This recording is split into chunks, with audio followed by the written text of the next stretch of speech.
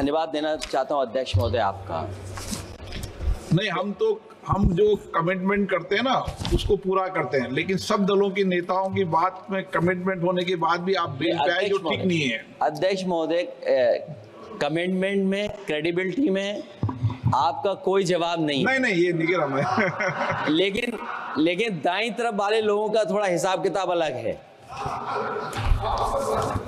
अध्यक्ष महोदय, मैं धन्यवाद देता हूं आपका कि आपने बहुत महत्वपूर्ण घटना पे मुझे बोलने का अवसर दिया है। संभल जो इसलिए जाना जाता था कि भाईचारे के साथ वहाँ रहते हैं लोग, वहाँ अभी से नहीं, सदियों पुराना भाईचारा हजारों साल से इसी तरह रहते आए हैं।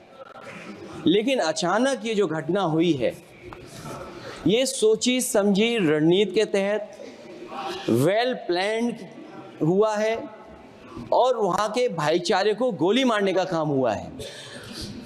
जो घटना हुई है वो सोची समझी साजिश है। वहाँ जो खुदाई की बात लगातार अध्यक्ष महोदय देश में कोने कोने पर भारतीय जनता पार्टी और उनके सहयोगी और समर्थक, शुभचिंतक बार बार खुदाई की जो बात कर रहे हैं अध्यक्ष महोदय, ये खुदाई जो है हमारे देश का सौहार्द, हमारे देश का भाईचारा, हमारे देश का गंगा जमनी तहजीब को खो देगा। मैं आपका धन्यवाद इसलिए भी देता हूं कि इस महत्वपूर्ण जो साजिश हुई, और वो साजिश सोची समझी इसलिए मैं बोल रहा हूं। उत्तर प्रदेश का चुनाव था, पहले 13 तारीख को चुनाव होना था और 13 तारीख के चुनाव को उन्होंने बढ़ा करके 20 तारीख कर दिया। और इस जो घटना है मैं आपके सामने पढ़ना चाहता हूं।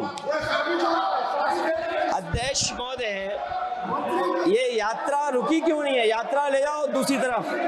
अध्यक्ष महोदय, संभल की शाही जामा मस्जिद के खिलाफ 19/11/2024 को सिविल जज सीनियर डिवीजन छंदौसी संभल में एक याचिका डाली गई। कोर्ट ने दूसरे पक्ष को, अध्यक्ष महोदय सुनिए, ये सुनना चाहिए, हम यूं ही नहीं कहते थे। आप संक्षिप्त में बोले। अध्यक्ष महोदय, हम यूं ही नहीं कहते थे कि संविधान ये मानती नहीं सरकार। हम यूं ही नहीं कहते थे कि संविधान नहीं मानती।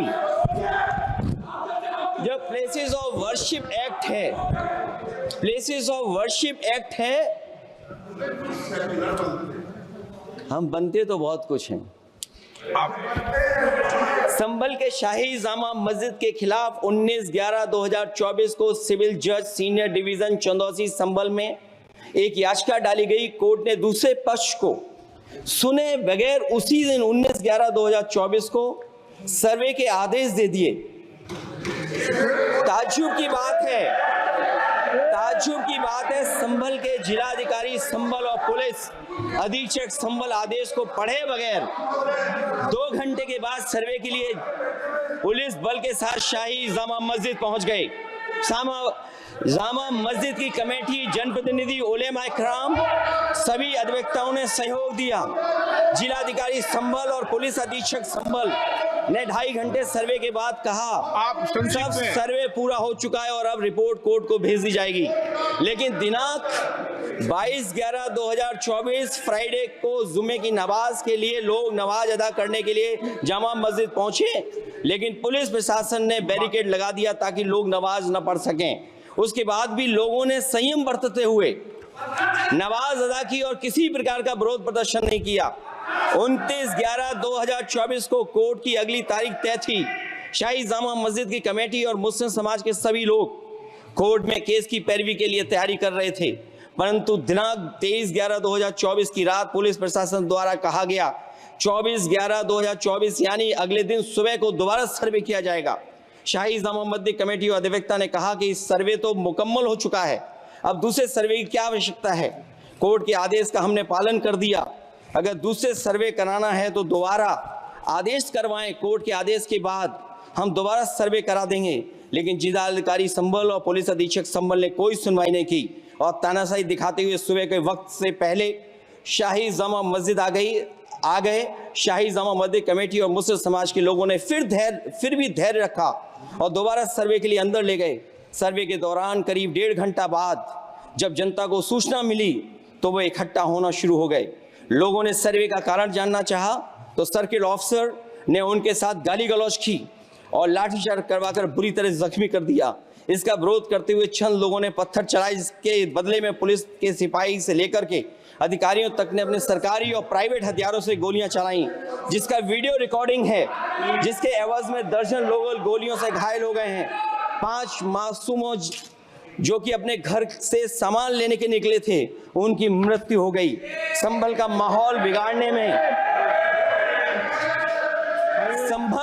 संभल का माहौल बिगाड़ने में याचिका दायर करने वाले लोगों के साथ पुलिस और प्रशासन के लोग जिम्मेदार हैं। इनको निलंबित किया जाना चाहिए और हत्या का मुकदमा चलाया जाना चाहिए, जिससे कि लोगों को इंसाफ मिल सके और आने वाले समय में कोई इस प्रकार की संविधान के खिलाफ और गैर कानूनी घटना को अंजाम न दिया जा सके। अध्यक्ष महोदय, ये लड़ाई दिल्ली और लखनऊ की है। No please. कभी दिल्ली पहुंचे थे जिस रास्ते, वही लखनऊ वाले उसी रास्ते पहुंचना चाहते हैं। उज्जर रमन सिंह जी 2 मिनट बोल रहे, आप 1 मिनट बोल रहे हैं। हो गया विषय आपका अखिलेश जी विषय हो गया आपका। अखिलेश जी विषय हो गया आपका।